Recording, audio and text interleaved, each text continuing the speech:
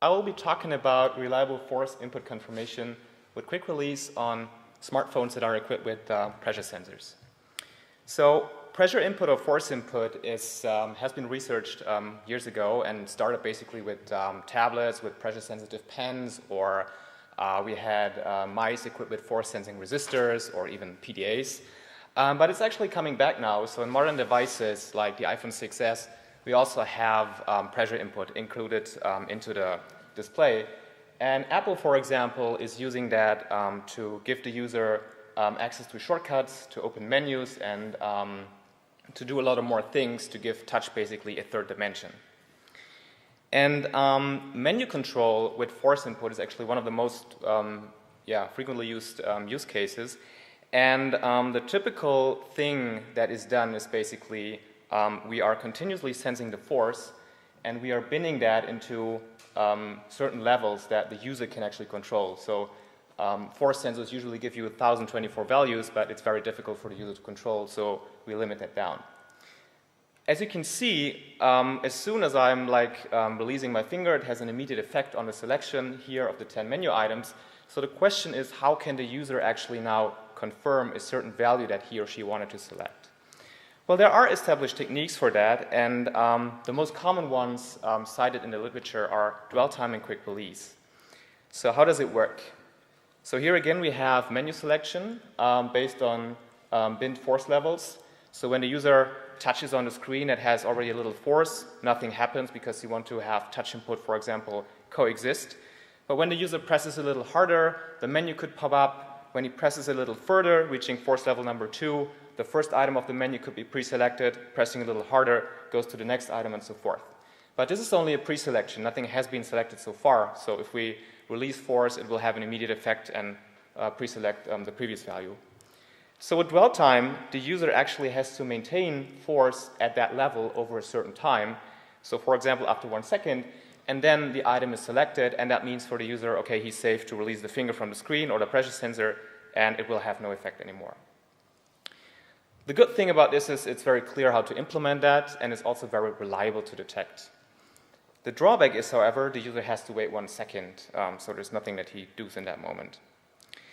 So quick release is an alternative approach in the literature, and like navigating to the menu is the same, but as the name suggests, to confirm the selection, the user quickly lifts the finger off the pressure sensor. So this is fast, but the drawback is it's not very clear what is the correct time to capture. So if you capture it a little bit too early, you might select the wrong value, or too late might also select the wrong menu item.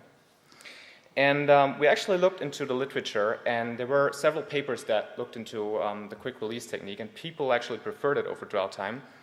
But it had a significantly higher error rate, so 5 to 40%. There were different devices that were tested. And none of the papers actually clearly stated how to implement that. So for example, also Wilson said, designing an accurate quick release mechanism is troublesome because it is difficult to identify a common and clear sensor behavior from which user intent can be unambiguously retrieved. So we set out to challenge that and wondered, okay, is that actually true? Like, how would we actually implement it on modern smartphones? So therefore, we conducted an experiment, and we just collected data from quick release gestures. So we had 6 participants, and they had to press on the screen with their thumb at the crosshair, and they had to reach predefined force levels. We had 5 in total, and you can see here, when the bar turns green, they actually reached the demanded force level. We tested 3 different menu sizes for exactly these 5 force levels so that we could compare it, so 5, 10, and 15 segments. And we had 5 different thumb locations and measured the force over time every 60 milliseconds.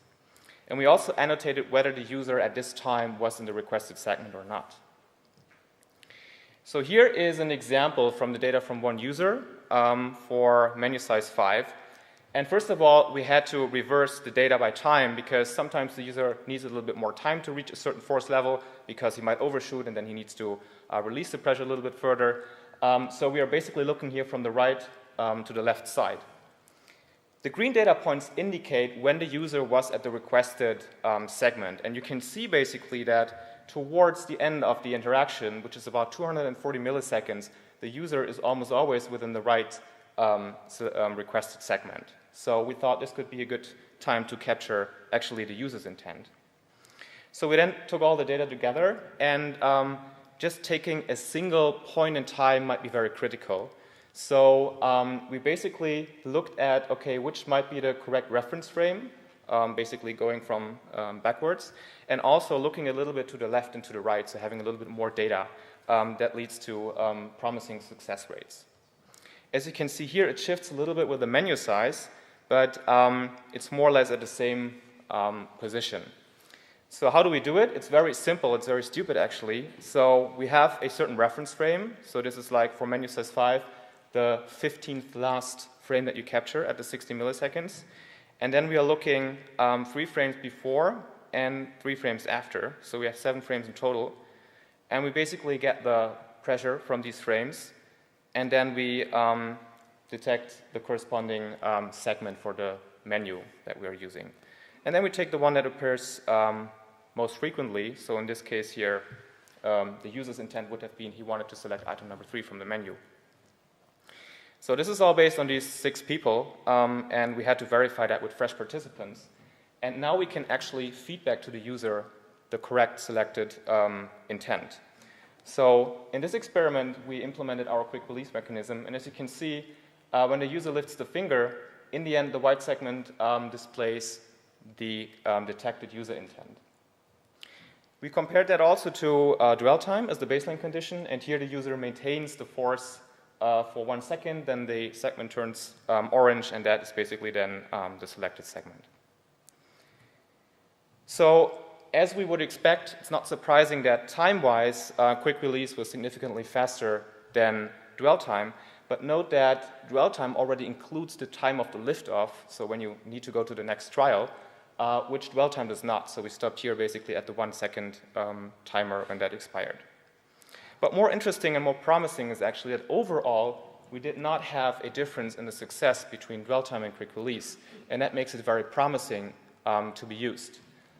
We had a significant difference, for example, when we compared the samples for menu size 5, but the difference is very small. And on the other hand, for menu size 15, actually, quick release was significantly better than dwell time, but it is very, very little. So overall, when we took it all together, there was no significant difference.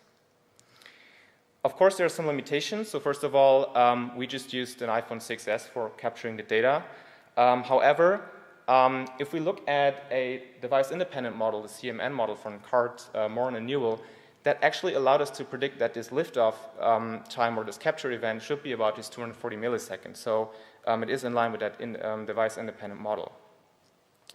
And as you probably have seen in the video, there's also a catch with the visual feedback. So when the user selects the correct item, we need to wait until there's no pressure sensed on the screen anymore. So the force drops, and then we basically can calculate where he wanted to be, and then the menu item kicks back, which might be a little bit confusing. So we played a little bit around with that, and when we pause visualization updates, when the force between 2 frames drops by more than 5 seconds, this doesn't actually happen. But of course, it introduces another artificial delay, basically. And that concludes my talk. Thank you very much for your attention. I'm happy to take your questions.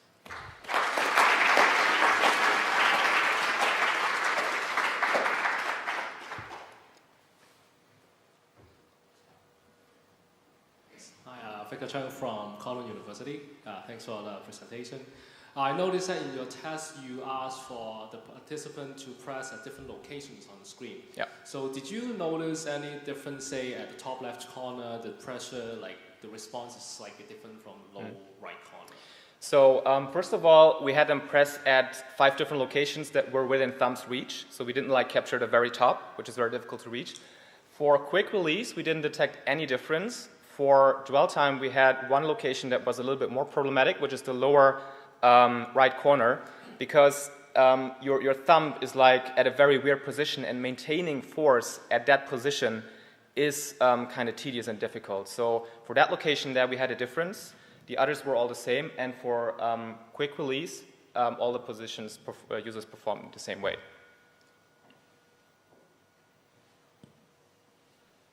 Other questions?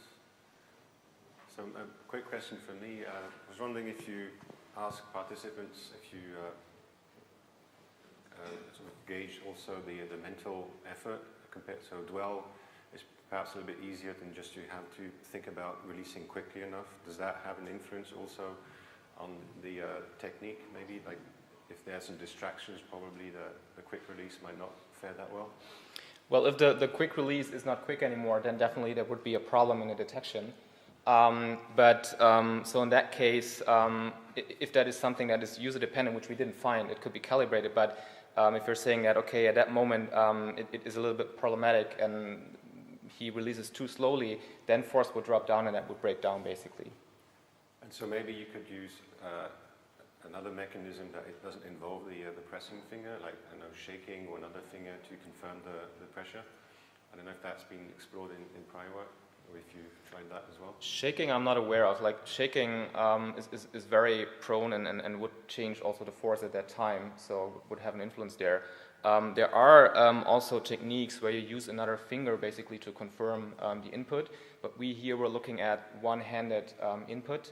But there's also a paper, for example, where they had a pressure sensor attached to the side of a tablet, and then they used the dominant finger to basically confirm the current pressure. Right. Yeah. John McClelland at Carleton University. I'm wondering if you did any tests without having an actual visual feedback for the pressure to see how accurately people could emulate pressure without that additional information? So you mean like just recording the pressure curves, like how they navigate and with pressure, or? So in the study, they were asked to achieve a certain amount of pressure at different times. But did you test at all how well people could do that without having the visual scale as feedback? No, we didn't do that. There's a lot of previous work on that, and that says basically when you use pressure input, the best actually to use is a continuous input, so a continuous visual feedback.